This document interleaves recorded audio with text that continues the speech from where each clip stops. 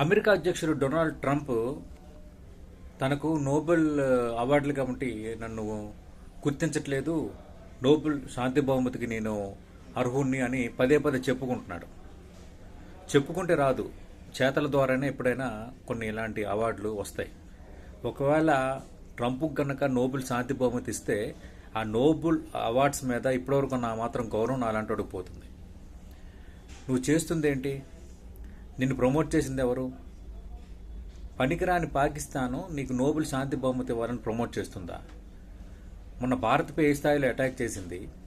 గతంలో bin Laden మీ WTC టవర్స్పై దాడి పాల్పడి ఎంతోమంది మృతికి కారణమయ్యి అమెరికాలో అన్రెస్ట్కు కొద్ది సంవత్సరాల పాటు అన్రెస్ట్కు కారణమైన బిన్ లాదెన్కు ఆశ్రయం ఇచ్చిన పాకిస్తాన్ను చివరికి అదే పాకిస్తాన్ మీరు మట్టుపెట్టారు కదా.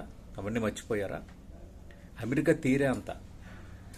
మనకి కార్గిల్ వారు జరిగిన తర్వాత అప్పుడు చిలక పలుకులు పలికి భారత్ తీరే కరెక్ట్ అని మాట్లాడిన జార్జ్ బుష్ లాంటి అధ్యక్షులు ఆ తర్వాత కార్గిల్ వారికి కారణమైన పర్వేజ్ ముషరఫ్ని వెళ్ళి కలిశారు.